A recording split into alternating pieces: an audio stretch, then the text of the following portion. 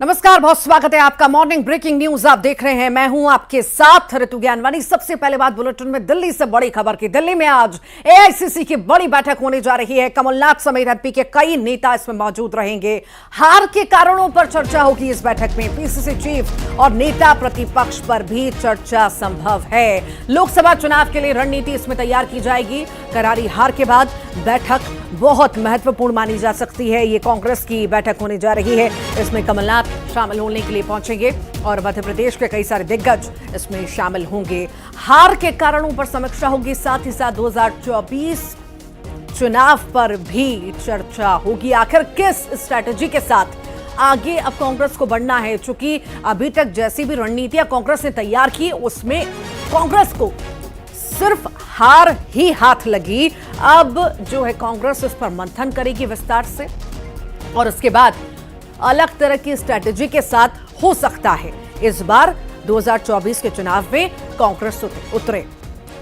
तो बैठक होगी, खास ये बैठक हम मान सकते हैं और इसमें कई दिग्गज शामिल होंगे। साथ ही साथ आपको बता दें कि मध्य प्रदेश के भी कई सारे दिग्गज, उसमें कमलनाथ, दिग्विजय, ये बड़े चेहरे जो हैं ये शामिल होंगे। साथ ही साथ आपको ये बताएं कि बैठक में पीसीसी चीफ और नेता प्रतिपक्ष पर भी चर्चा संभव है।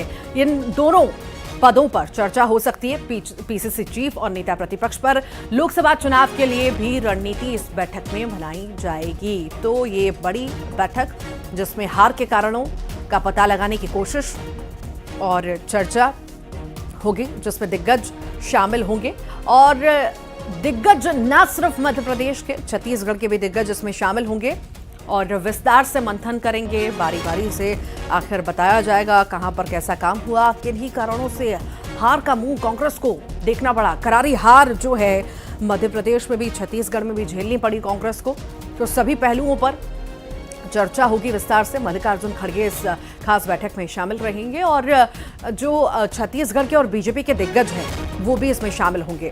भूपेश बघेल शामिल होंगे, तो वहीं इधर से कमलनाथ भी शामिल होंगे, दिग्विजय भी शामिल होंगे और साथ ही साथ टीएस सिंहदेव।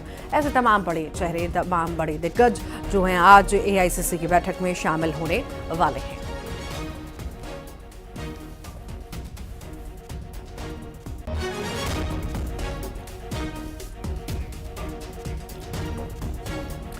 और ज्यादा जानकारी के लिए हमारे साथ सहयोगी वासु चौरे जुड़ गए हैं, उनसे जानकारी लेंगे। वासु, मंथनों का दौर लगातार जारी है। अब कांग्रेस मंथन करने जा रही है कि आखिर हार के कारण क्या रहे। बात वही है कि हर बार मंथन कांग्रेस में होता है पर उससे अमृत शायद नहीं निकल पाता और फिर से वही हार का मुंह कांग्रेस को देखना पड़ता है। शायद हम ये माने कि स्ट्रैटेजी हर बार तैयार की जाती है और कहा जाता है कि अलग स्ट्रैटेजी के साथ हम आगे बढ़ रहे हैं, पर शायद सफलता नहीं मिलती। हाँ बिल्कुल ऋतु, देखिए पिछले कुछ चुनावों को अगर देखा जाए तो कांग्रेस का प्रदर्शन जो है वो उनके दावों के अनुकूल नजर नहीं आया। उनके स्ट्रैटेजी जो है वो ग्राउंड लेवल पर लगातार फेल होती हुई दिखाई दे रही है और कांग्रेस पार्टी बीजेपी के मैनेजमेंट का पार अभी तक नहीं पा पाई। ये कहीं ना कहीं कांग्रेस के लिए एक बड़ी चिंता का विषय है और यही वजह है कि जब कांग्रेस को एक बार फिर से इन चुनावों में हार का सामना करना पड़ा है तो भोपाल से लेकर दिल्ली तक लगातार मंथनों का दौर जारी है। कुछ दिन पहले भोपाल में बैठक हुई थी जिसमें सभी 230 प्रत्याशियों को बुलाया गया था, फीडबैक लिया गया। फिर दिल्ली में बैठक हुई और आज दिल्ली में एक बार फिर से कांग्रेस के तमाम दिग्गज नेता जुटेंगे, चाहे फिर वो राहुल गांधी हो, मल्लिकार्जुन खड़गे हो, आला कमान की अगर हम बात करें। और अगर राज्य से बात करें तो नेता प्रतिपक्ष doctor Govind Singh, PCC chief Kamalnath, Digvijaya Singh, Umang Singhar, Jitu Patwari जैसे जो नेता हैं वो भी दिल्ली पहुंचेंगे और एआईसीसी के साथ बैठक करेंगे। बैठक में उन तमाम बातों को रखा जाएगा। एक सवाल मेरा यहाँ पर छोटा सा ये भी है कि पीसीसी चीफ और नेता प्रतिपक्ष पर भी जो है चर्चा संभव है। अभी ऐसे कयास लगाए जा रहे थे कि कमलनाथ की वहां पर मुलाकात हुई थी दिल्ली में, तो वो अपने पद से इस्तीफा दे सकते हैं। तो इस बारे में कुछ चर्चाएं, जानकारी किस नाम पर आगे बढ़ रही है कांग्रेस? बिल्कुल, देखिए एक बात तो बिल्कुल तय है कि अब कांग्रेस विपक्ष में है तो नेता प्रतिपक्ष तो तय करना ही होगा और नेता प्रतिपक्ष कब तक तय होगा इसको लेकर भी जो है कयास जो है लगातार लगाए जा रहे हैं। और आज की जो बैठक है उसमें नेता प्रतिपक्ष के नाम को लेकर भी कहीं ना कहीं चर्चा हो सकती है क्योंकि मध्य प्रदेश के दिग्गज नेता और आला कमान के जो नेता हैं वो इस पूरी बैठक में शामिल हो रहे हैं और नेता प्रतिपक्ष तय करने में कांग्रेस इस बात का जरूर ध्यान रखेगी कि जो मध्य प्रदेश के सियासी और क्षेत्रीय समीकरण है उनको बेहतर रूप से नेता प्रतिपक्ष के चेहरे के जरिए लादने में कामयाबी मिले। कौन नेता है दौड़ में और किन के नामों पर जो है वो मुहर लग सकती है, थोड़ी सी देखने वाली बात होगी। और बैठक के बाद ये तमाम खबरें जो है वो निकलकर ऋतु सामने आएंगी। और वहीं चुनाव में लगातार जिस तरह से हार मिल रही है, तो ये भी अंदर खाने से खबर निकलकर सामने आ रही है कि कमलनाथ हो सकता है कि पीसीसी पद से रिजाइन कर दें और किसी और को मौका दिया जाए। लेकिन फिलहाल अभी ये सारी बातें जो हैं थोड़ा सा इंतजार, इनके जवाब तलाशने के लिए हमें करना होगा। आज की जो बैठक है कांग्रेस की वो काफी महत्वपूर्ण है और इसमें लोकसभा चुनाव के लिए भी जो रणनीति बनाने का काम है, जो रोड मैप बनाने का काम है, वो कांग्रेस करेगी। जी ठीक ठीक ठीक, बहुत बहुत शुक्रिया। बैठक पर लगातार नजर बनाए रखिएगा, आपसे अपडेट लेते रहेंगे। और सीएम फेस पर लगातार जो है सस्पेंस बना हुआ है और पर्यवेक्षकों की नियुक्ति अब बीजेपी करने जा रही है। पर्यवेक्षकों की घोषणा आज करेगी बीजेपी। केंद्रीय पर्यवेक्षकों की नियुक्ति के बाद विधायक दल की बैठक होनी है और इस बैठक में सीएम का नाम तय किया जाएगा। माना यह भी जा रहा है कि केंद्रीय नेतृत्व की हरी झंडी के बाद सीएम के नाम का ऐलान कर दिया जाएगा। बीजेपी तीनों राज्यों में आज पर्यवेक्षकों को नियुक्त कर देगी। तो आज पर्यवेक्षकों की नियुक्ति हो जाएगी। कल विधायक दल की बैठक होने की संभावना है कि कल बैठक हो जाएगी और नाम तय कर लिया जाएगा और जल्द से जल्द जो है शपथ ग्रहण समारोह भी होगा। तो पर्यवेक्षकों की घोषणा आज बीजेपी करने जा रही है।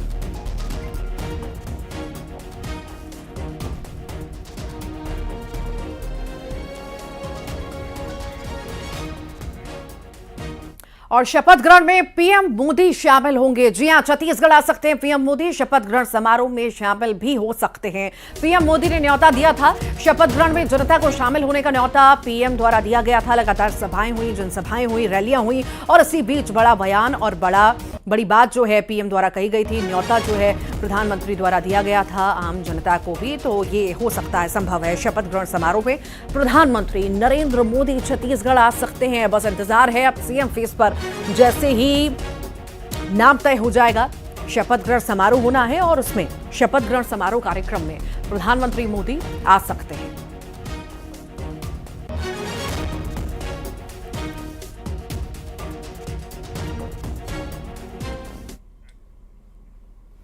और दिल्ली में बैठकें भी चल रही हैं, चर्चाएं भी चल रही हैं, मेल मुलाकातों का दौर भी जारी है। इसी बीच रेणुका सिंह ने जेपी नड्डा से मुलाकात की। राजनीतिक सरगर्मियां अब तेज हो चुकी हैं। सोशल मीडिया पर शेयर की तस्वीर, सीएम पद की रेस में रेणुका आगे हैं। बता दें भरतपुर सोनहत सीट से इन्हें जीत मिली है और इसके बाद राजनीतिक सरगर्मियां अब मिलने के बाद सरगर्मियां जो हैं तेज हो चुकी हैं। बता दें सीएम पद की रेस में रेणुका भी हैं और अब कई तरह के कयास लगाए जा रहे हैं कि क्या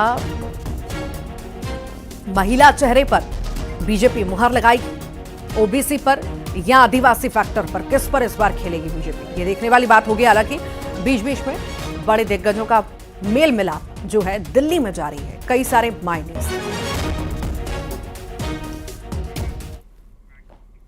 धार से बड़ी खबर की हम बात कर लेते हैं, जहां पर युवक को निर्वस्त्र करके पीटा गया है। सरिया चोरी के आरोप में युवक की पिटाई की गई।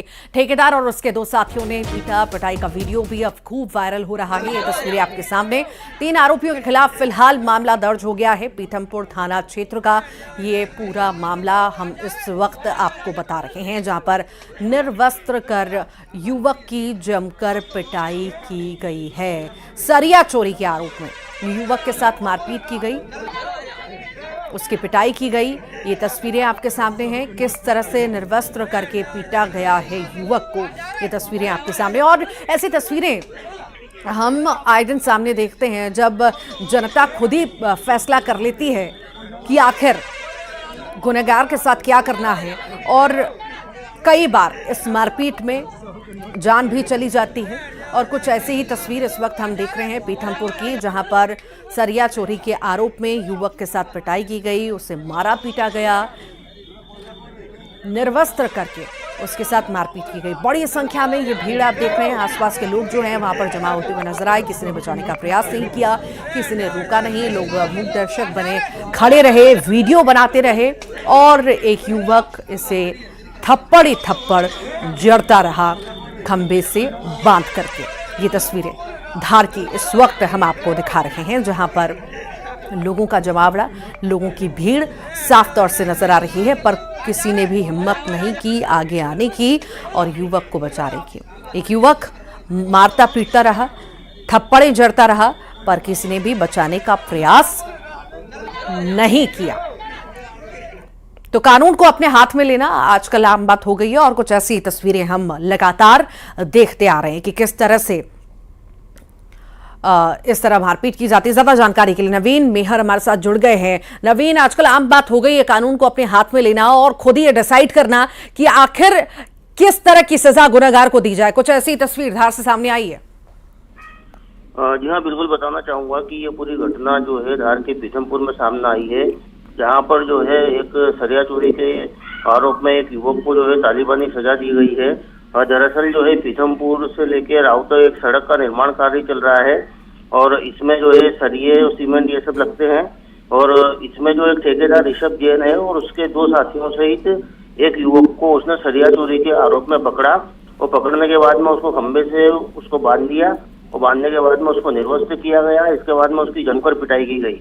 वहीं इस पूरी घटना का जो है कुछ लोगों ने इसका वीडियो भी बनाया जो कि सोशल मीडिया पर अभी जमकर वायरल हो रहा है। ठीक, सोशल मीडिया में ये वीडियो वायरल होने के बाद में जो है पीथमपुर पुलिस जो हरकत में आई और 3 लोगों के खिलाफ जो है उसने प्रकरण दर्ज किया है और अब जो है इस पूरे मामले की जांच भी की जा रही है। जी ठीक, बहुत बहुत शुक्रिया नवीन। और अब बात करते हैं बालाघाट की, जहां पर मनचले ने महिला की हत्या की है। चाकू से गोदकर महिला को मौत के घाट उतार दिया। पति के साथ मेला घूमने गई थी महिला, राम पायली मेले में हत्या की वारदात को अंजाम दिया गया। आरोपी को लोगों ने पकड़ भी लिया। लोगों ने आरोपी को पुलिस के हवाले किया है। बालाघाट की हम बात कर रहे हैं, जहां पर मनचले ने महिला की हत्या की है। महिला अपने पति के साथ मेले में गई थी, उसी दौरान इस मनचले ने इस वारदात को अंजाम दिया। श्रीनिवास चौधरी हमारे साथ जुड़ गए हैं। श्रीनिवास, मनचले ने महिला की हत्या करी है चाकू से गोदकर, आखिर पूरा मामला क्या है बताइए। जी, आपको बता दूं कि दीपा अग्रवाल जो अपने पति के साथ कल देर शाम रामपायली मेला घूमने गई थी और वहां पे मनचले युवक के साथ कुछ विवाद हुआ था। जब वो रामपायली मेला घूम के वापस लौट रहे थे तो पुल चौक पे सुनसान जगह था, वहां पे वो मनचले युवक ने इस पे इन दोनों पति और पत्नी में चाकू से हमला किया, जिसमें काफी देर तक इन दोनों में आपस में विवाद होता रहा। विवाद होने के बाद उनने महिला को चाकू से गोद के हत्या कर दी। वहीं इस बीच बचाव में उसका पति भी घायल हो गया। आसपास के लोगों जब इस बार जब विवाद की चीज देखे तो आसपास ग्रामीणों ने युवक को पकड़ के पुलिस के हवाले कर दिया। हालांकि अभी क्योंकि उस जगह से जहां ये हमला हुआ से एक एयर गन भी बरामद हुआ है, एयर गन से भी चमकाने की कोशिश की जा रही है। अभी तक हत्या कारण तो वैसे स्पष्ट नहीं हो पाया, लेकिन ये बताया जा रहा है कि हो सकता है युवक की पहले से इस महिला के साथ संबंध रहा हो, उसके बाद फिर शादी हो गया और शादी के बाद ये विवाद का कारण बना हो। ठीक, लेकिन अभी तक पुलिस ने स्पष्ट नहीं किया। लेकिन ये जो है मनचले युवक ने महिला को चाकू से गोद के ही हत्या कर दी है। जी, बहुत बहुत शुक्रिया श्रीनिवास। और अब बात भोपाल से बड़ी खबर की हम करते हैं। आज से इज्तिमा शुरू हो जाएगा। इबादत के लिए भोपाल पहुंचेंगे करीब 10 लाख लोग।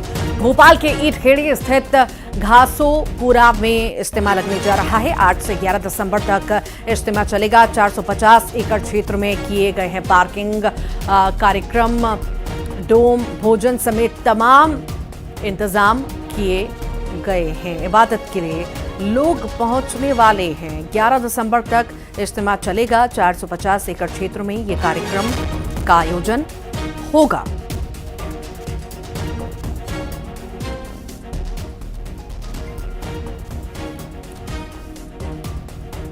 इबादत के लिए भोपाल पहुंचेंगे लोग और हर साल की तरह इस साल भी कई सारी तैयारियां जो हैं की गई हैं। 11 दिसंबर तक ये कार्यक्रम का आयोजन किया जाएगा और तरह तरह की तैयारियां जो हैं इसके लिए शुरू कर दी हैं। ज्यादा जानकारी के लिए वासु चौरे हमारे साथ जुड़ गए हैं। वासु, आज से इज्तिमा की शुरुआत, आखिर कितना खास, किस तरह की तैयारियां, बताइए। बिल्कुल, देखिए इस साल भर का अगर मुस्लिम समाज की बात की जाए तो सबसे बड़ा इबादत का पर्व जो है वो माना जाता है और इज्तिमा में राजधानी भोपाल में पूरे देश और दुनिया के करीब 10 लाख लोगों के पहुंचने की संभावना है। कई जमातें जो हैं वो अलग अलग जगहों से आएंगी और उनके लिए तमाम जो व्यवस्थाएं वो सुनिश्चित करने का काम शासन प्रशासन और जो वॉलंटियर्स हैं समिति की ओर से वो कर रहे हैं। भोपाल का जो ईट खेड़ी इलाका है, यहाँ पर 450 एकड़ के पूरे इलाके में जो है वो कार्यक्रम होगा, जिसमें बड़े बड़े कई सारे पंडाल लगाए गए हैं। पार्किंग की जो है वो अलग से व्यवस्था की गई है और इसके अलावा जो धार्मिक सभाएं होंगी उनके लिए व्यवस्था है। भोजन के लिए अलग से जो व्यवस्था है वो सुनिश्चित की गई है। हजारों की संख्या में पुलिस के जवान जो हैं वो पूरी सुरक्षा व्यवस्था में इस दौरान तैनात रहने वाले हैं और राजधानी भोपाल में ट्रैफिक मैनेजमेंट के लिए, ट्रैफिक पुलिस का साथ देने के लिए कई जो वॉलंटियर्स हैं वो भी मैदान पर तैनात रहेंगे। जो इज्तिमा में शामिल होने जो लोग आएंगे उनको इज्तिमा स्थल तक पहुंचाने के लिए अलग अलग जो वाहन सेवाएं हैं वो Bhopal railway station, bus stand पे जो है वो की जाएंगी और इस दौरान धार्मिक सभाएं होंगी, दुआएं होंगी, नमाज अदा की जाएगी और इसके साथ ही कई और सांस्कृतिक कार्यक्रम जो हैं वो भी होंगे। निकाह विवाह जैसे जो कार्यक्रम है वो भी आयोजित किए जाएंगे और आज से 11 तारीख तक ये पूरा जो इज्तिमा है वो राजधानी भोपाल में चलेगा। तमाम तैयारियों को देखते हुए शासन प्रशासन ने सुरक्षा से लेकर स्वास्थ्य के दृष्टिकोण से भी जो तैयारियां हैं वो पुख्ता की हैं, क्योंकि सर्दी का भी समय है तो ठंड को देखते हुए भी जो जरूरी इंतजाम हैं वो इज्तिमा स्थल पर किए गए हैं और बड़े पैमाने पर इस पूरे कार्यक्रम का आयोजन होता है और कहीं ना कहीं अगर देखा जाए तो जो व्यवस्थाएं हैं उनको सुचारू रूप से चलाने में प्रशासन के साथ जो समिति के वॉलंटियर्स हैं उनका भी एक बड़ा रोल होता है। जी जी जी, ठीक, बहुत बहुत शुक्रिया वासु जानकारी को साझा करने के लिए। और अब बात जांजगीर चांपा की करते हैं, जहां पर चखना सेंटरों पर बुलडोजर चला है। बता दें शिवनी नारायण, जांजगीर चांपा, पामगढ़, अकलतरा में एक्शन लिया गया है। नगर पालिका पुलिस की यह कार्रवाई देखने को मिली और आज भी बुलडोजर का एक्शन लगातार जारी रहेगा। ये तस्वीरें इस वक्त हम आपको दिखा रहे हैं जांजगीर चांपा में किस तरह अतिक्रमण पर बुलडोजर चला है। बड़ी कार्रवाई देखने को मिली है और इसी तरह से जिस तरह नगर निगम पूरे एक्शन में नजर आ रहा है, ये कार्रवाइयां आगे भी लगातार जारी रहेंगी। लगातार सवाल उठते रहे हैं अवैध अतिक्रमण को लेकर के और अब जो है सत्ता में आते ही बीजेपी ने ये जिम्मा संभाल लिया है। जहां जहां अवैध अतिक्रमण हैं वहां पर बुलडोजर पहुंचा दिया गया है। निगम का बुलडोजर पहुंच चुका है और कार्रवाई भी लगातार जारी है। जमींदोज किया जा रहा है और अवैध अतिक्रमण हटाए जा रहे हैं। जहां पर घुमटियां हैं या चखना सेंटर हैं, बड़ी संख्या में ये हटाए गए हैं।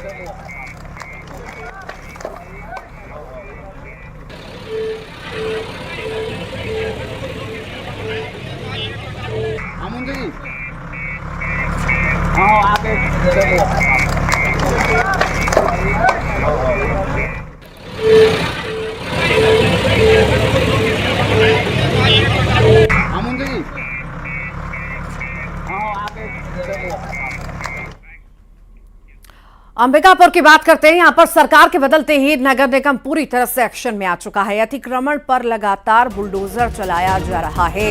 अवैध ठेला गुमटियों को हटाया गया। कलेक्टर और एसपी के निर्देश पर यह कार्रवाई हुई है। तस्वीरें इस वक्त आपके सामने, जहां पर अंबिकापुर में ये बड़ी कार्रवाई को अंजाम दिया गया। सरकार बदलते ही नगर निगम जो है पूरी तरह से एक्शन में आ चुका है। अवैध गुमटियां हैं, ठेले हैं, चखना सेंटर हैं, इन सभी को हटाया गया। बड़ी कार्रवाई को अंजाम दिया गया और जिस तरह से एक्शन में नजर नगर निगम आ रहा है, आगे भी इसी तरह कार्रवाइयां लगातार जारी रहेंगी। इन सभी को नोटिस कई बार दिए गए पर इनकी ओर से कोई जवाब नहीं आया, अतिक्रमण नहीं हटाया गया और अब जो है निगम की सक्रियता साफ तौर से नजर आ रही है। किस तरह से निगम कार्रवाई कर रहा है और आगे भी अगर नोटिस का जवाब नहीं मिलता है और अगर अतिक्रमण नहीं हटाए जाते हैं अतिक्रमणकारियों द्वारा, तो इसी तरह की कार्रवाई हमें वहां भी देखने को मिलेगी।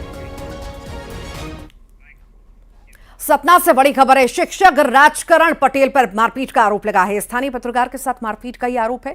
दरअसल सोशल मीडिया पर मारपीट का वीडियो वायरल हो रहा है। दोनों पक्ष ने नया गांव थाने में शिकायत दर्ज कराई है। स्कूल की खबर वायरल करने से शिक्षक नाराज थे और इसी को लेकर के ये स्थिति मारपीट की बनी है।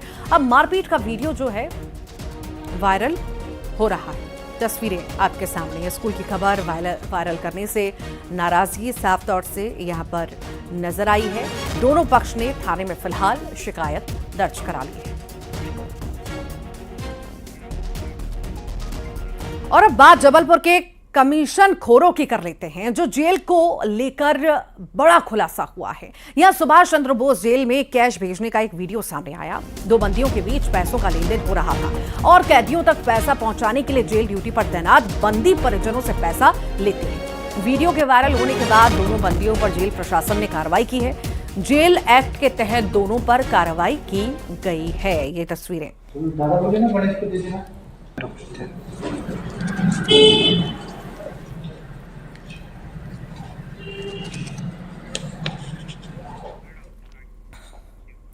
इंदौर की बात करते हैं, जहां पर सुपर स्पेशलिटी अस्पताल में खतरनाक बीमारियों में से एक अप्लास्टिक एनीमिया से पीड़ित युवक का एटीजी थेरेपी से इलाज किया गया। इस थेरेपी में घोड़े के खून से एंटीबॉडी लेकर इलाज किया जाता है। अस्पताल में मरीज का 3 महीने तक इलाज चला। अब कल उनको छुट्टी दे दी जाएगी। डॉक्टर अक्षय लाहोटी ने बताया, जब किसी मरीज का बोन मैरो फेल हो जाता है यानी हेमोग्लोबिन बनना बंद हो जाता है तो इसे प्लास्टिक एनीमिया कहते हैं। इसके इलाज के लिए बोन मैरो ट्रांसप्लांट किया जाता है।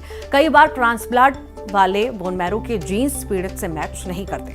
ऐसी स्थिति में बोन मैरो ट्रांसप्लांट असंभव हो जाता है। तब इलाज घोड़े के खून से एंटीबॉडी लेकर एटीजी यानी एंटी थाइमोसाइट ग्लोब्यूलिन थेरेपी से किया जाता है।